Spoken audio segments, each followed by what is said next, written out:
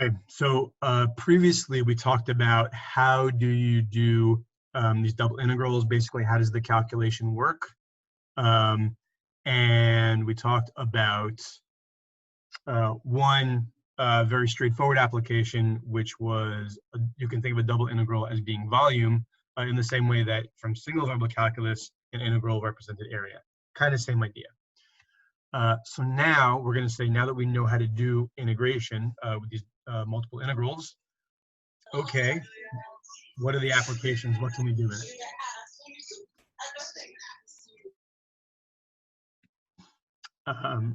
Okay, so first application, as you can see right here, average value. So again, we have sort of application that we have done before in single variable calculus. So a reminder of what that looked like. So the average value of a function f of x over the interval ab is f average, and that's just a number, equals 1 over b minus a times the integral from a to b f of x dx. So this can be rewritten as a multiplication statement. So the f average value times b minus a just equals the integral. So one way to interpret that is the picture on the right.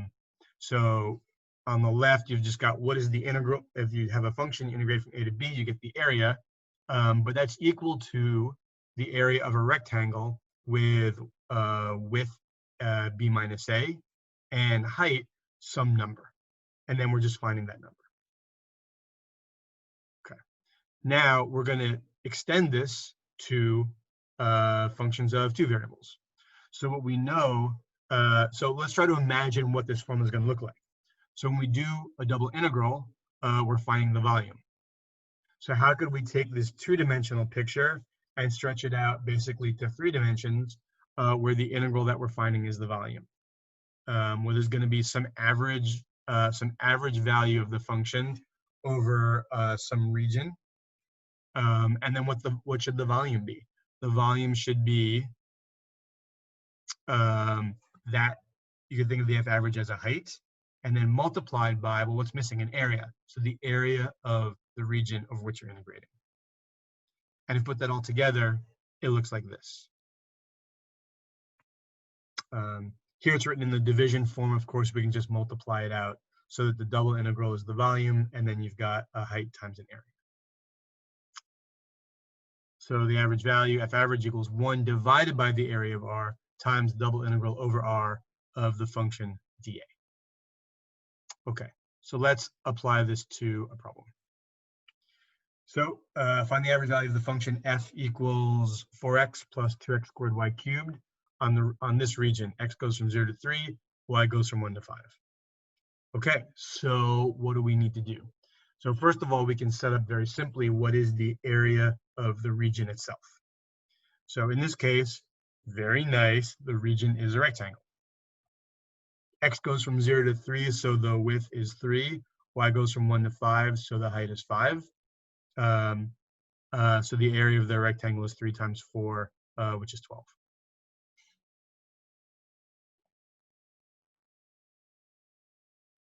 And now we just set up our integral. And again, it's a rectangle, so the boundaries of integration are easy to set up. So f average equals 1 over 12 times this double integral. In this case, I set up the integral dy dx, but there's no reason you couldn't set it up.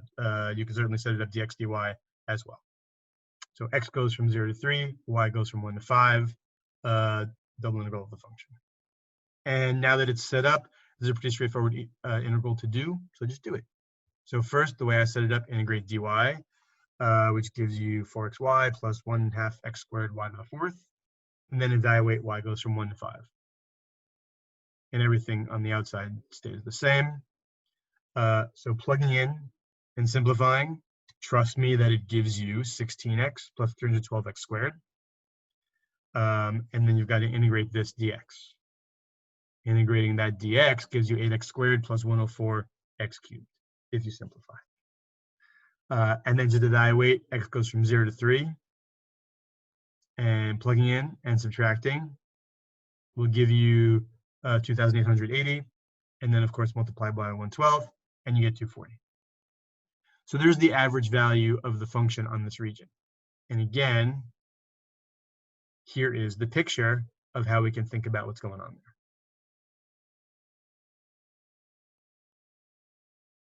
there. Okay. So one quick comment, special case. So in this case, we did region being a rectangle. And one of the steps was to find the area of the region. Area of rectangle is very easy.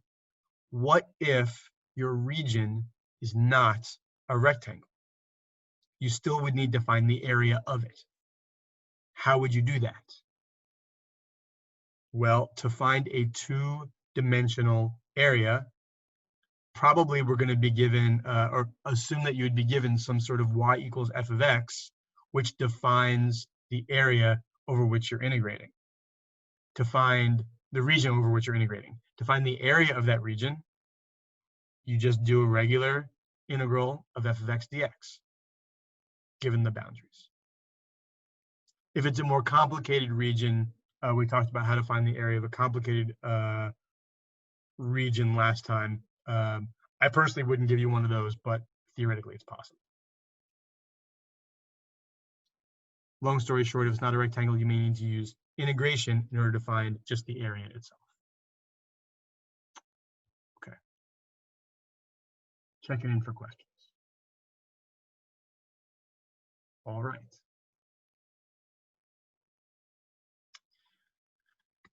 So, next application.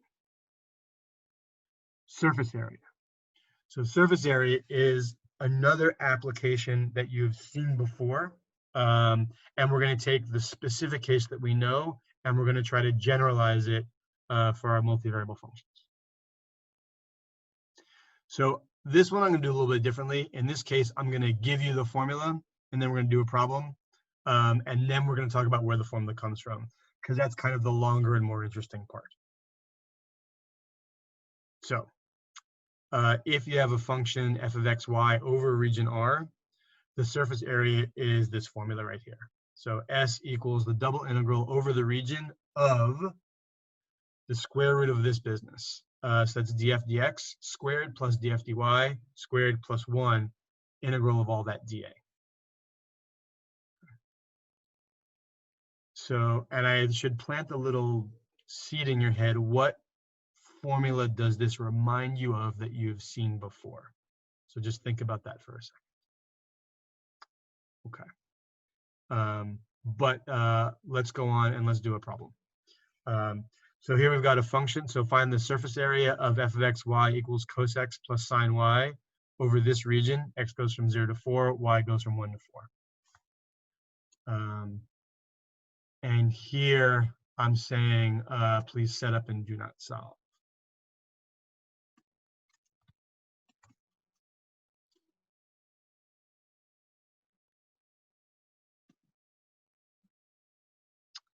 So let's just use the formula. So first we have to calculate the two partial derivatives. So fx is negative sine x, fy is cos y, and now we just plug it in. So the surface area is going to be the double integral over the region of that expression, which winds up being the integral. So in this integral, I set up dx dy, although again, you could do it the other way. So y goes from 1 to 4, x goes from 0 to 4, double integral of the square root of sine squared x plus cos squared y plus 1, and then all that dx dy. Okay. Now notice that those are two different variables, so this doesn't simplify. In fact, you can't do this integral by hand. That's why I'm just saying set up, do not solve. Okay. So this is true of a lot of the time when you have an integral, or in this case, a double integral of a square root expression. A lot of the time, those are hard to do. Only in special cases can you do them. So here we're just going to say set up, do not solve. Okay. Now, so this one is really just plug in the formula to do a problem. But what I want to show you right now is where this formula comes from. And I think it's going to surprise you because it involves many different areas of what we've learned in Calc 3, some that whose presence will surprise you. So let's take a look. Okay. So first, I want to show you this picture. So keep in mind this picture right here. So before we get to all that calculation, here's the picture. So what's going on? So first, we're going to use the fact that the area of a parallelogram, where we know the two vector sides, A and B, the area of that parallelogram is just A cross B, and then take the magnitude. Okay, so we're going to use that fact. Now, let's think about what's going on with our surface S, which is graphed here in blue, and then over a region R. So we're gonna focus on just one of our little rectangle, which is a piece of the region R. That's Rij, and remember that its area is delta A. Now, when you sort of think of what is the area over that rectangle, we're going to do an approximation. So we're going to do an approximation not using the surface, but using the tangent plane. So what is the shape of the tangent plane, which is over the rectangle? What does that become? Well, notice that if you take from the rectangle in the domain, the little sort of delta x side, so the side lengths are delta x and delta y.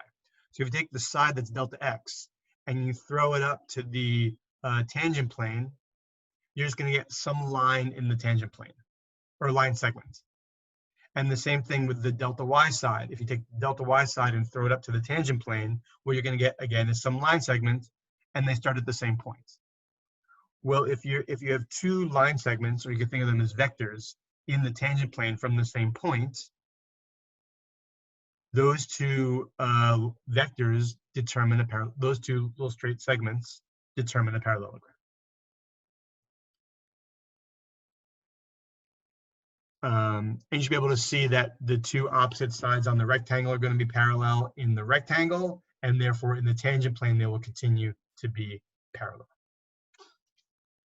So we've got this little parallelogram, which is this pink-red thing. So now the question is, what are those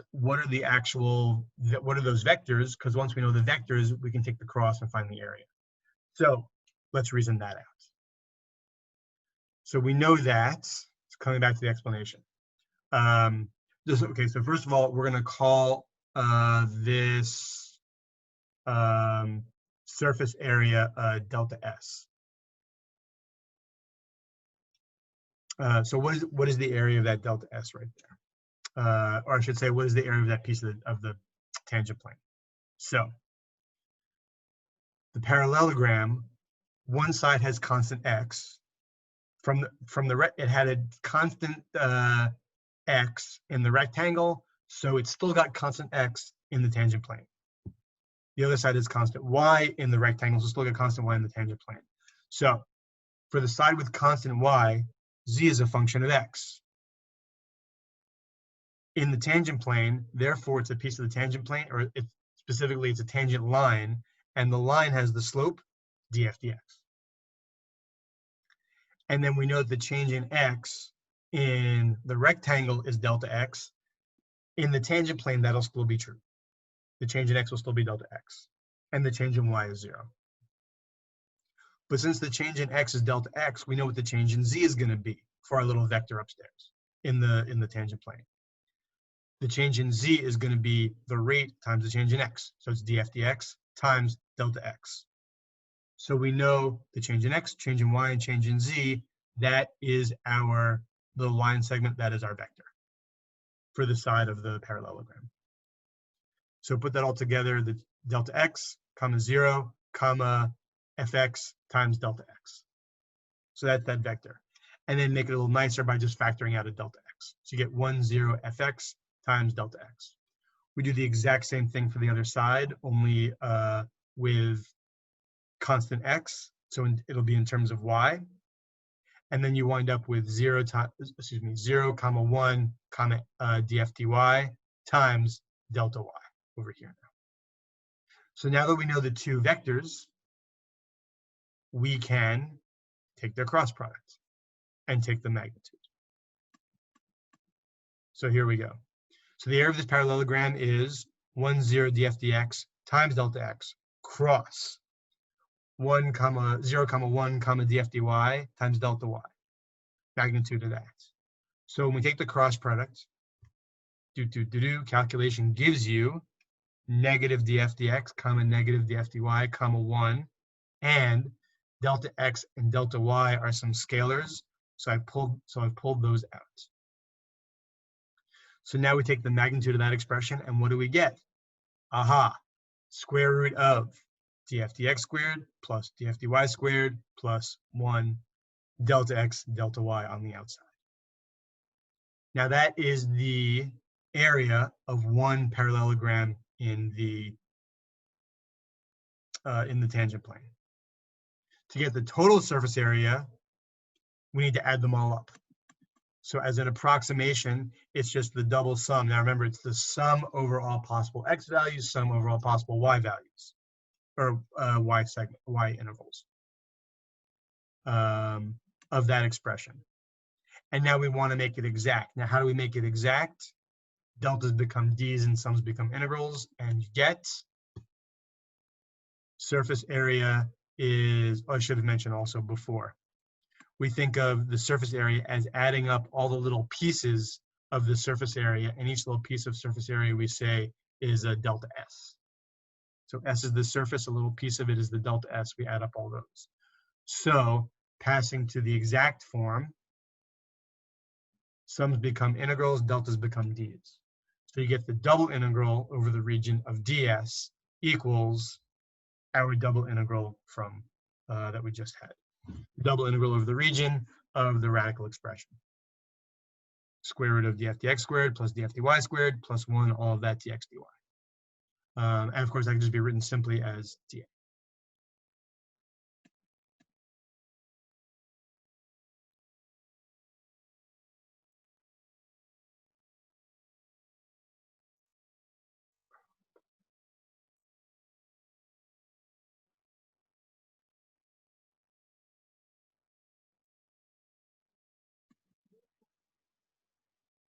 So let's continue with applications of these double integrals. So the next one is going to be a physics application, and it's going to encompass density and mass and center of mass.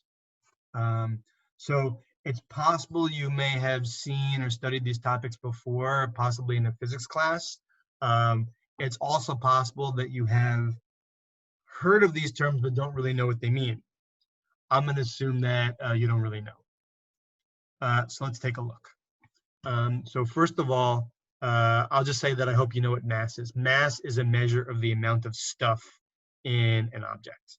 And that's all the physics that we'll do for now on mass. So center of mass. The center of mass for an object is its balancing point.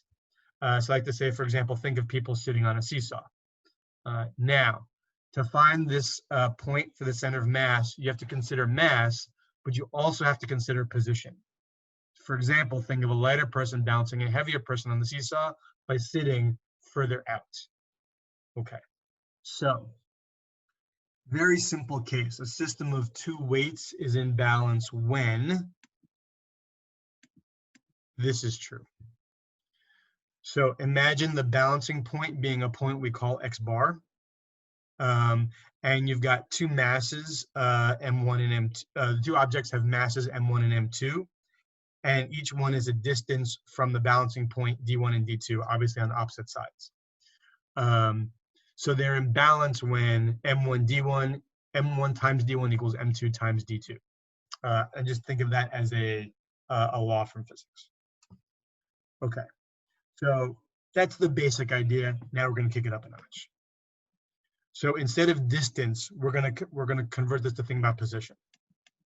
So what's really happening with the two objects?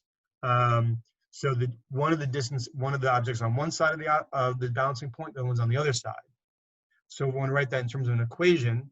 we could say that D1 equals R1, R being our position, but D2 equals negative R2, since it's the same value, but just negative. So what we really have is, in terms of position, M1 R1 equals negative M2 R2. Or if we rewrite it, M1 R1 plus M2 R2 equals 0.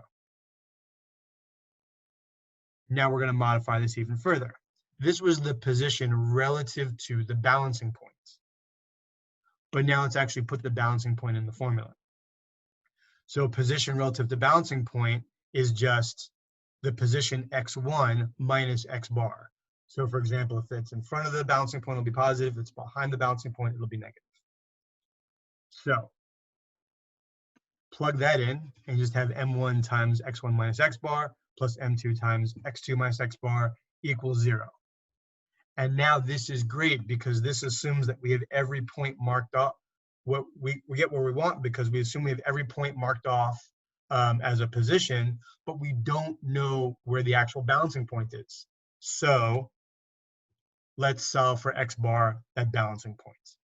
So solve it out and you get, first you multiply, you factor, and you divide, and you get x bar equals m1 x1 plus m2 x2 divided by m1 plus m2. Okay. And then the next question is, what if you have not 2 objects, but many objects? It should be, I hope, obvious how to generalize this formula. So if there's a third object, you just add it on another term in the numerator and denominator. And if you have many objects, we'll just write it down using summation notation. So the balancing point for many objects is going to be the sum of sum over I, mi times xi, divided by the sum over mi. Okay, now that's the calculation. Let's give these things some notation and some names.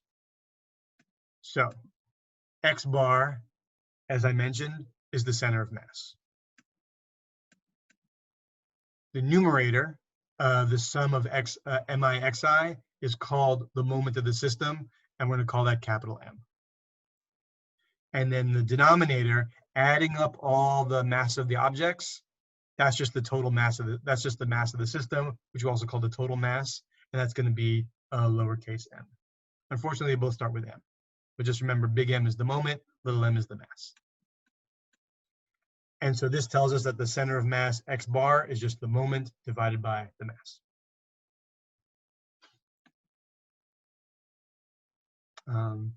And here's a note that's going to matter for us later on. Because position matters, we can think of position in each coordinate separately. We're going to come back to that later. Question, where is the center of mass on a standard 1 meter stick? So that should be obvious. We don't even do any calculation. In the middle at the ½ meter mark, and that's just obvious by symmetry. That's the simple case. So let's slowly try to kick it up a notch. Suppose you have 2 objects, a 3 kilogram mass sitting at the 4 centimeter mark, and then you have a 6 kilogram mass sitting at the 10 centimeter mark. For those 2 objects, where is the center of mass? So what do we have to do? To find the center of mass, we calculate the moment, calculate the mass, and divide. So what's the moment? Sorry, what's the mass? The mass is just 3 plus 6, so 9 kilograms. Next, what's the moment? The moment, and here I'm just going to keep everything in centimeters because that's the units I chose.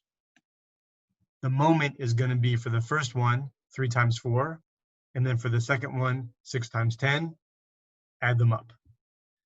And that gives you 12 plus 60, so 72. And the units for this, notice, since you're doing mass times position, mass is kilograms and position usually be meters, here it's centimeters. So to find the center of mass, just divide.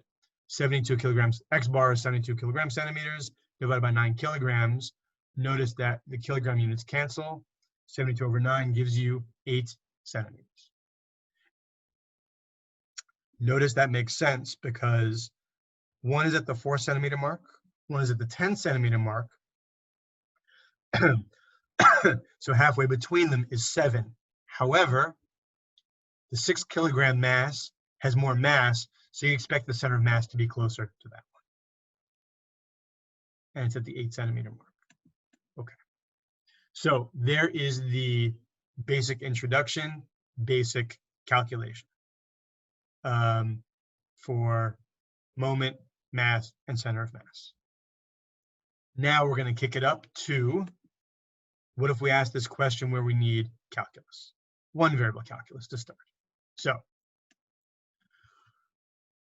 where is the center of mass of a meter stick, but one that gets denser the closer you get to the 1 millimeter end? 1 meter end. So find the center of mass for a 1 meter stick, which has density 0.1x kilograms per meter at the x distance. So how are we going to do this? Well, we need to convert our previous discrete calculations into something that's involving continuous functions.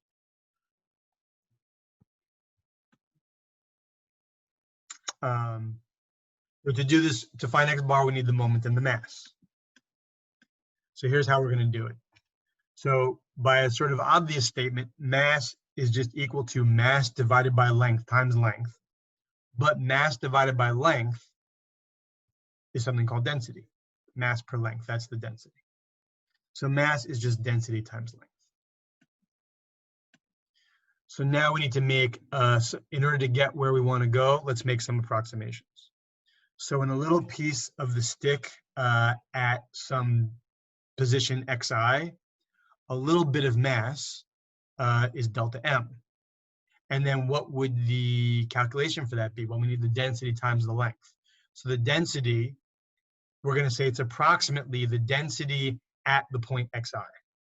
Obviously, it's an approximation because the density is not the same over the entire piece of stick. It's an approximation. So the density times the length, and the length is delta x. And p of x is a new thing, that is our density function. So now we can also convert this to a precise statement at one point on the stick. So at a single point on the stick, we can say it in one of two ways. If you want to convert this statement into something exact, deltas become d's. So dm equals p of x times dx. Or we can write this using division, and then it becomes a derivative statement. dm over dx, in other words, dm dx, equals p of x, which is the density function. So that's on a little piece or at one point. Now let's take a look at the whole stick. So to find the total mass, just add up all the little masses. So as an approximation, the mass little m just equals the sum of all the delta m's. And that is approximately the sum of p of xi times delta x. And now we can make it exact. We make it exact, deltas become d's, and sums become integrals. So the mass equals the integral of dm, which is the integral of p of x dx, our density, integral of our density function. So let's apply this to our particular stick. So the density function we're given is 0.1x. So our stick runs from 0 to, it's 1 meter, so it runs from 0 to 1. So do that integral, and you get 0.05x squared, and then we have to evaluate from 0 to 1. So you just get 0.05 kilograms for the mass. And now we have to do something very similar in order to find the moment. So again, the moment was defined to be position times mass. Once again, we know that mass is just the density times the length. So very similarly, basically, it's everything we had before, but it's multiplied by position. We have to multiply by position. So moment is approximately the sum of position xi times density p of xi times the little length delta x. Now we turn that into an exact statement. Deltas become d's and sums become integrals. So the moment for the entire stick is the integral of x times p of x dx. So for our stick, let's calculate the moment. It's the integral of x is just x, which is the position, and then p of x was 0.1x dx. So that's just 0.1 x squared, and we're integrating from 0 to 1. So you get 0.033 rounding x cubed divided away from 0 to 1. So again, rounding, it's 0.033, and it's kilogram meters. So we calculated the mass, we calculated the moment. The center of mass, x bar, is just the moment divided by the mass. So it's 0.033 kilogram meters divided by 0.05 kilograms. So it's 0.66 meters. That was rounding, it's really 2/3. Okay, so to sum up what we have just covered.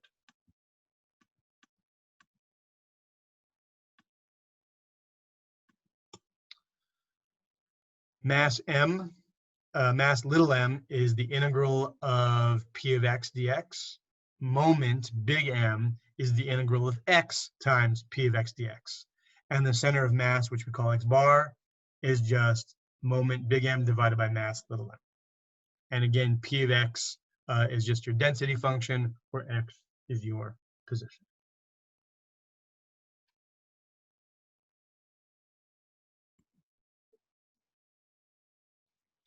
So now we're going to kick it up a notch, and we're going to bring our situation to functions of several variables. So when we talk about the size of a two-dimensional object, from one-dimensional object, we talked about its size being length. For a two-dimensional object, we're going to talk about its size in terms of area. So now the mass, we can think of as the mass per area times area. So this is still the density times area, but you could think of the previous density as being a one-dimensional density, and this density is a two-dimensional density. So which type you're using just depends on how many dimensions of space you're in. You can be general and just always call it density, or you can be precise. So now notice that position is a function of two variables, therefore density also has to be a function of two variables. So now the mass little m is going to be the double integral over the region of wherever your two-dimensional object is, double integral of your density function p of xy dA. And now we need to calculate the moment. However, because moment is dependent on position, and position is defined by both an x-coordinate and a y-coordinate, we need to find the moment both relative to x and relative to y. So we now have this. So the x moment for our object is going to be big M sub x, and that's the double integral over the region of x times our density function dA. And similarly, the y moment, M sub y, is going to be the double integral over the region of y times the density function dA. And then finally, from this, we'll be able to calculate the center of mass. But again, the center of mass is going to have two coordinates. So the way you calculate each coordinate, the x coordinate for the center of mass is x bar, and that's going to be big M sub x over m, the x moment divided by the mass. And then similarly for the y coordinates. The y bar is going to be the y moment divided by the mass. Okay, so that's how we extend it to two variables. And I'll just mention, in the special case where the density function is just a constant, the center of mass is called the centroid. So let's do a problem.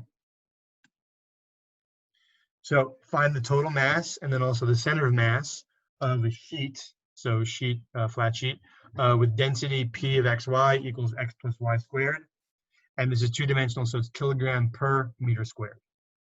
And then this is over the region, and our region is x goes from 0 to 2, and y goes from 0 to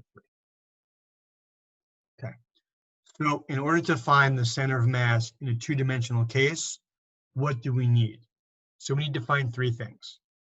Well, we always need to find, for a center mass, we always need to find the mass. And then we'll also need to find the x moment and the y moment. So let's set those up.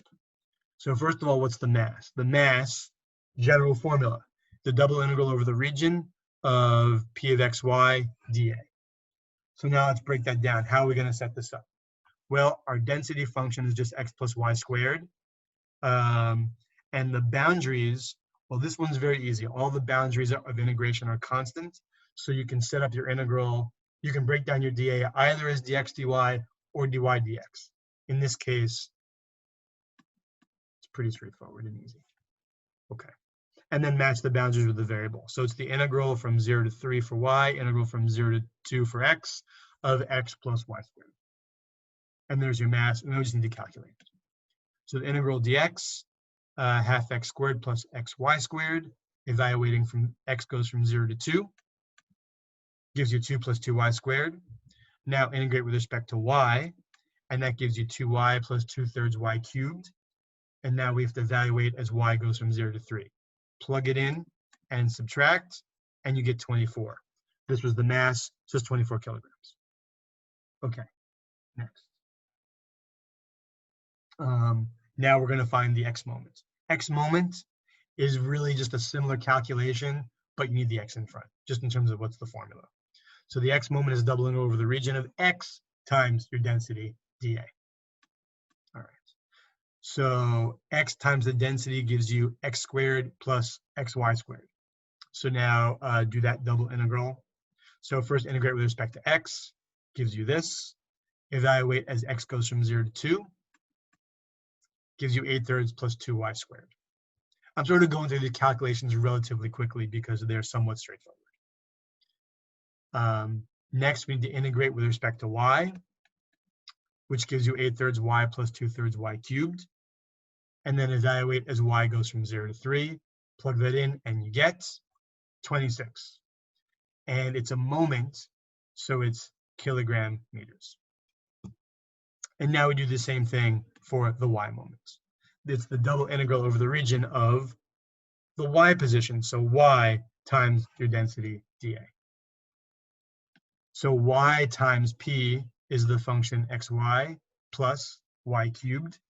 And so again, do the integral with respect to x. You get half x squared y plus xy cubed. Evaluate as x goes from 0 to 2. Scroll, scroll, scroll. Plug it in, and gives you 2y plus 2y cubed. Integrate with respect to y squared plus half y to the 4th. And then evaluate as y goes from 0 to 3. And that gives you 49.5 kilogram meters. So we have the mass of the system, we have the x moment, and we have the y moment. So the x center of mass was, the x moment was 26, so 26 over 24. That's approximately 1.08, and that's meters. And then the y center of mass, y bar, it was 49.5 divided by the mass 24. That's approximately 2.06. So there's your center of mass.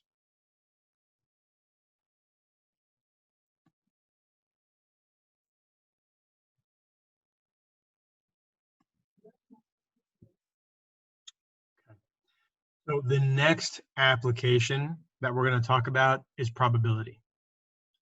Now, before we start, what I want you to know, before we start talking about probability, what I want you to know is that you already know how to do all the problems I'm about to show you. You just don't know it yet. So with that mysterious teaser in mind, let's talk about probability. So first of all, a brief introduction.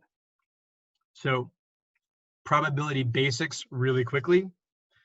The probability of an event is its frequency divided by the total number of possibilities. So a typical notation for this is probability equals F over N. So simple example, if you roll as a regular die, what's the probability that you get a 3? Well, that's just 1 out of 6. 6 possibilities, get a 3, 1 out of those. What's the probability that you roll larger than a 4? Well, there's 6 total possibilities. and 2 of them satisfy. So the probability is 2 out of 6. Okay? So that's what we might call like a theoretical probability, because we know the properties of a die. Now, let's get to probability is kind of given from data. Okay. So suppose you have the following probability distribution for family size. So we know that for a family to have 0 children, the probability is 0.11. For a family to have 1 child, the probability is 0.24. To have 2 children, the probability is 0.34. To have 3 children, the probability is 0.23.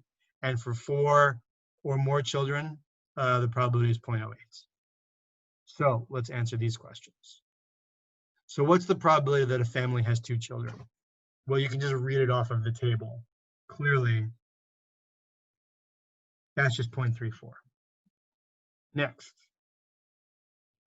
what's the probability that a family has from 1 to 3 children?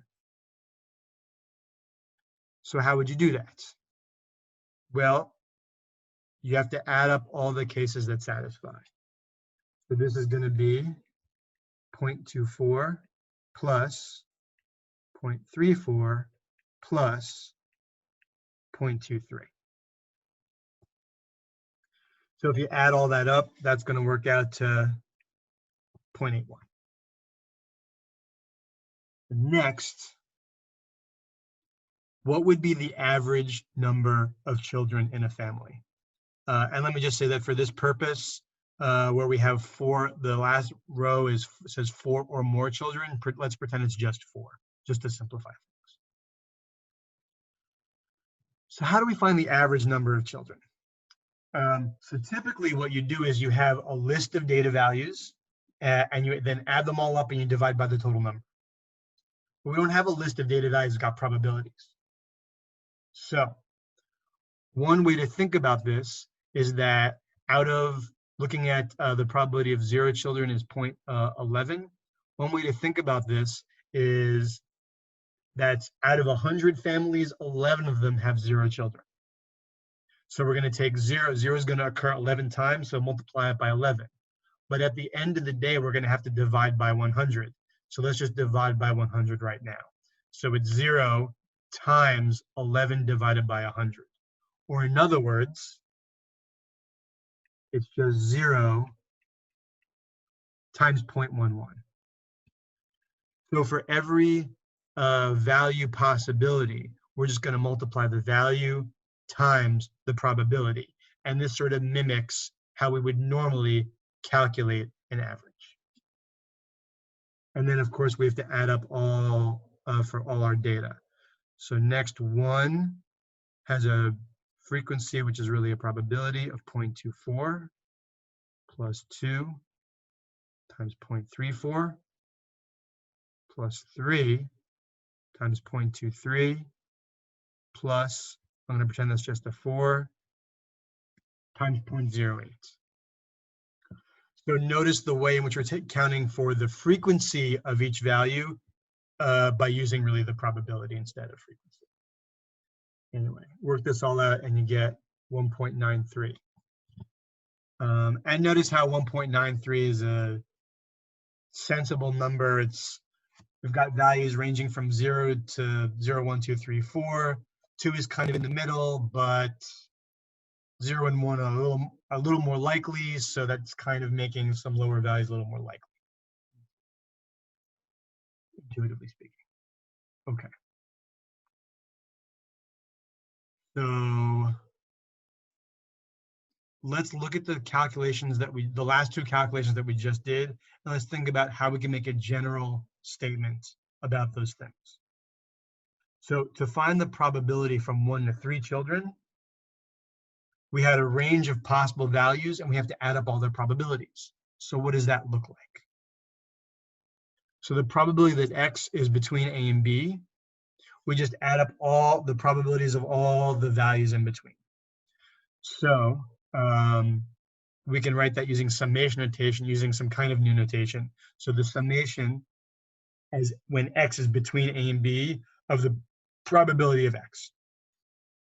So all those probabilities. And then next, what about the calculation for the average?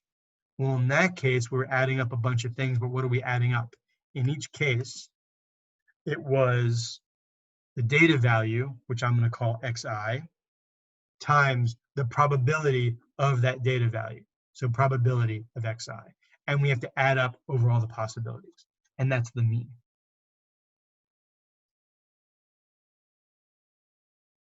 So by doing this particular example, we kind of have these more general formulas. Now, we're going to take those general formulas and we're going to say, what if we don't have a list of values, but rather all the values are represented continuously? So if you think of a simple example, temperature.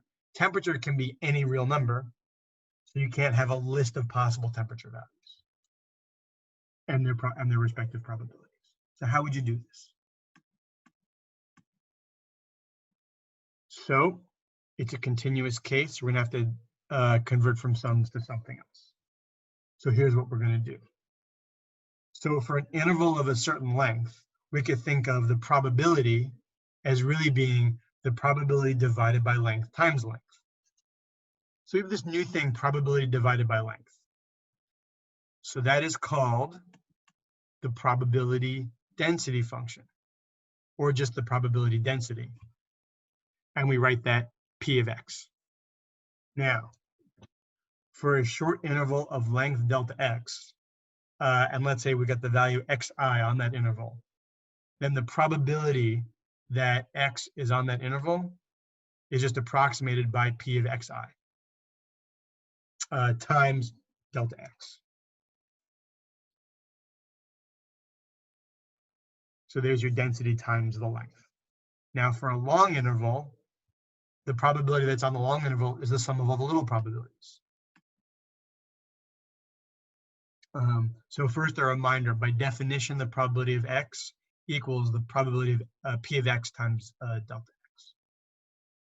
So the probability that x is between A and B is the sum of, just adding up all those terms. So the sum of P of xi times delta x, adding up all the little intervals. That's an approximation. How can we make this something exact? Well, we've done this before. Deltas become d's, sums become integrals. So the probability that x is between a and b is the integral from a to b of P of x dx. And what does that look like? That is exactly the same formula as the formula for mass. Next, how do we calculate mean? One other thing. Note that total probability is always taken to be 1. So if we do an integral over everything, integral over all possibilities always has to give you 1. So the way to write this out fancy is the integral from negative infinity to infinity of P of x dx has to be 1. So now what about the mean? So as an approximation, it's the sum that we saw before. It's adding up x1 times the probability of x1 plus blah, blah, blah, add them all up. In summation notation, it's the sum of x times the probability of x. But we just saw that it's going to help to rewrite probability of x as the probability density times the length. So this is the sum of xi times the probability of xi times delta x. And in this case, we're adding over all possible x values. But there's the approximation. Now let's turn that into an exact statement. So as an exact statement, we get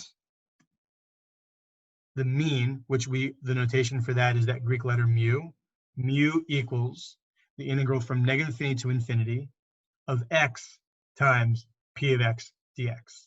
And where have we seen that formula before? That is exactly the same formula as the formula for moment.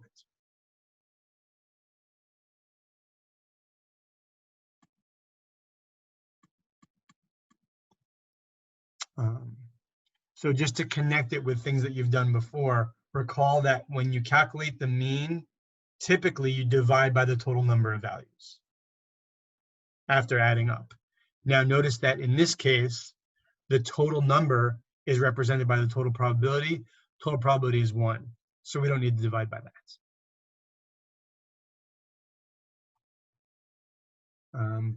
So this can give you some intuition about what does moment represent. Moment is kind of like a mean value. And where in this case, you can think of each value is given a certain weight.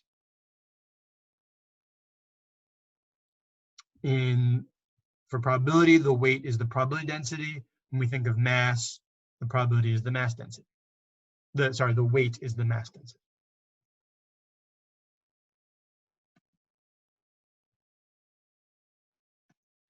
Okay. So again, we're doing probability, and we're going to call these the probability and the mean, but it's a calculation we've done before when talking about mass and center of mass. So let's do a problem. So for the probability density function, P of x equals 0.5x, for x equals 0 to 2, and we'll say that the probability density equals 0 elsewhere. A, confirm that this is a probability density function, and then B, find probability x greater than 1, and then C, find the mean. Let's tackle A first. So what does it mean to say that something actually is a probability density function? What is the one thing that must be true when you're talking about probability? The one thing that must be true is that you must have the total probability equal to 1. Let's confirm that that's true.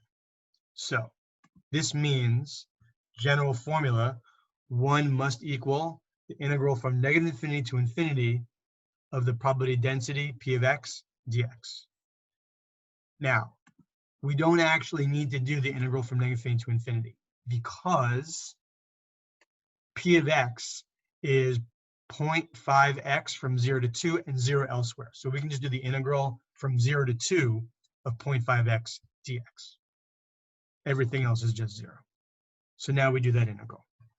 So the integral of that gives you 0.25x squared, and then we've got to evaluate x goes from 0 to 2. So plugging that in and subtracting, you get 1. So here we calculate the total probability, and it's 1. So yes, this is a probability density function. That's the first thing.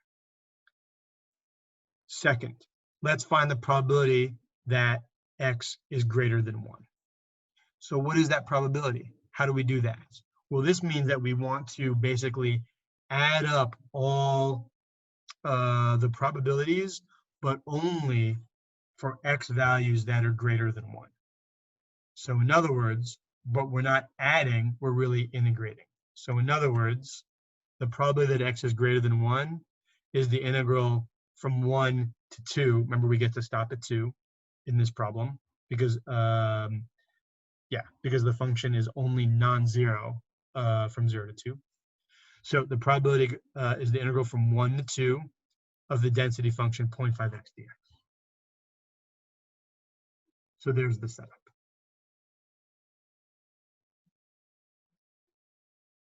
And now we just calculate. So 0.25x squared, evaluated from 1 to 2, plug it in, and you get 0.75.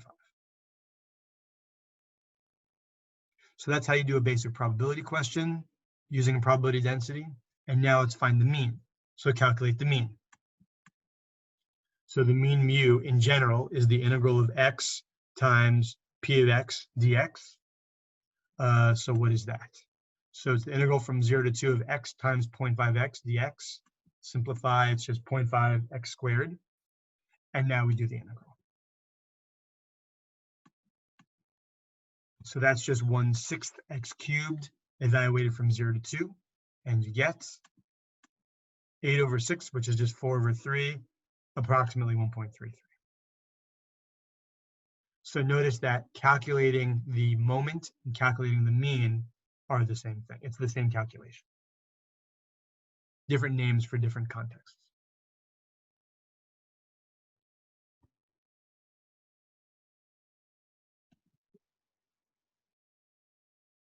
So let's again kick it up a notch. This is how we do probability for single variable using single variable calculus. And now what if we have two variables? We're going to use multivariable calculus.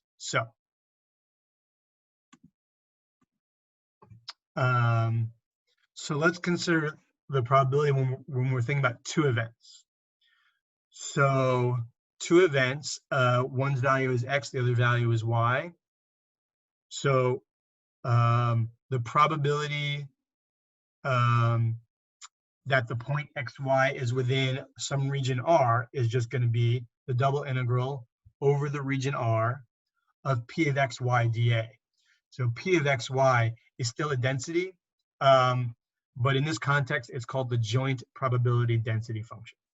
If you just call it density for short, everyone will probably understand.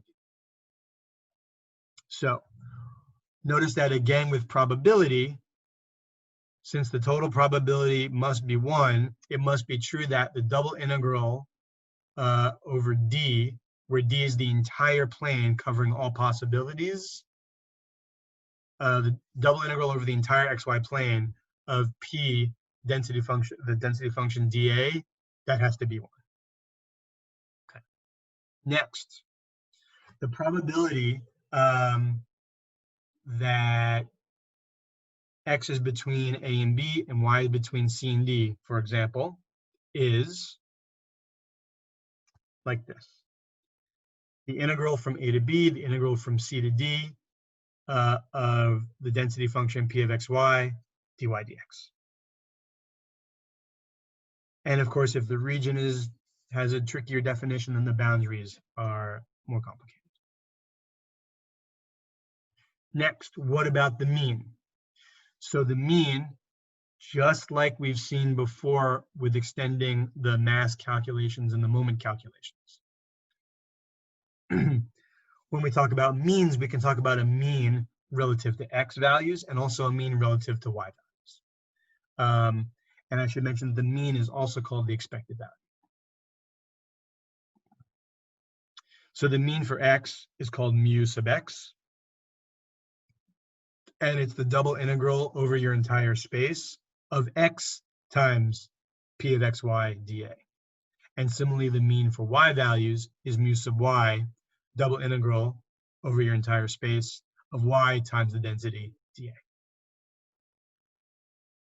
So that's how we extend it. And again, these are just like the calculations for moments in 2 dimensions. So let's take a look at a problem and let's set it up. So I'm going to give you a fancy density function. This is an actual real world 2-dimensional density model. We're not going to do calculations with this, but I just want you to see an actual model that statisticians use. So when you go to a movie, you have to wait time. You have to wait on the ticket line to get tickets, and then you have to wait for concessions. So at one cinema, we have a model for total wait times. So when x equals the minutes waiting for tickets and y equals the minutes waiting for concessions, then your probability density function P equals 1/50th e to the negative x over 10 times e to the negative y over 5. And this is going to be for x and y both positive. So we're going to set up but not solve. So 3 different things. So first of all, let me mention that this is a special model that's used in probability and statistics. And what's nice about it is that the integral over all positive xy values of this density equals 1. Okay, now.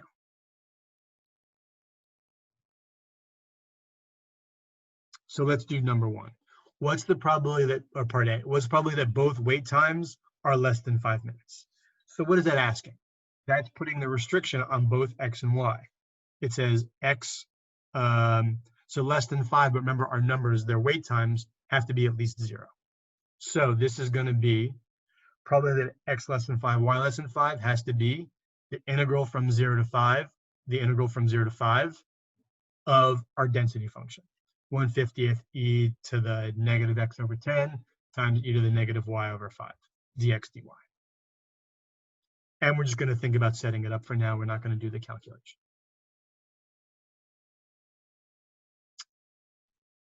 Okay. Next, what is the probability that the total wait time is less than 20 minutes? So what does it mean for total wait time to be less than 20 minutes? We need to make that into a formula. What is total wait time? Total wait time is x plus y. So this is really saying x plus y must be less than 20. So that the boundary of this is going to be x plus y equals 20. So notice that that's going to give us a line in the plane. We need to think about that. What's that region and how are we going to set it up?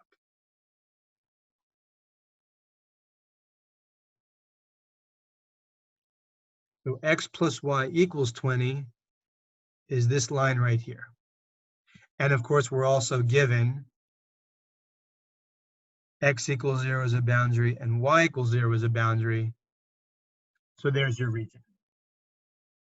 So let's see, how did I set it up? Okay, so dx dy. So let's set up y being the constant boundaries. So what are the boundaries for y? Y clearly goes from 0 up to 20. So those are going to be the boundaries for y. Now, what are the boundaries? And we're doing y as constant. So that means I decided to take horizontal slices. Could have done it the other way. So using horizontal slices, each width is a delta y, which will become a dy. Boundaries for y, 0 to 20. Now, on each slice, what are the boundaries for x? Well, the boundary is x plus y equals 20. What does that tell you about x?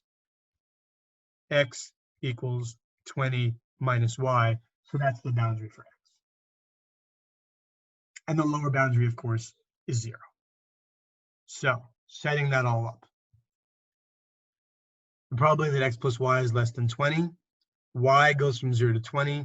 X goes from 0 to 20 minus y.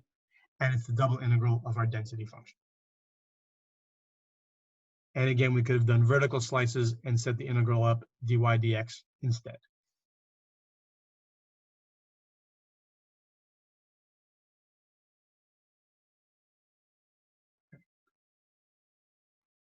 That was part B. And then finally, part C. What is the mean ticket wait time? Remember that in order to calculate the mean, you need to add up, or in this case, integrate over all possible values. Now, in this case, it just says x and y is positive. There's no maximum value. So the integral, when we set it up, looks like, let's see. Oh, and remember that the wait time was the x variable. So we're looking for the mean in the x variable. So the mean mu sub x equals the double integral.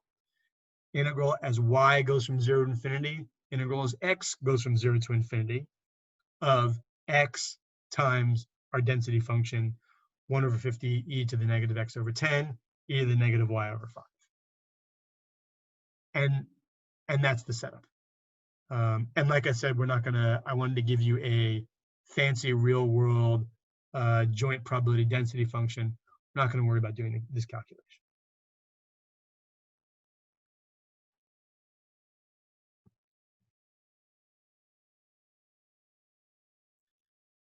So I just want to take a quick moment to sum up.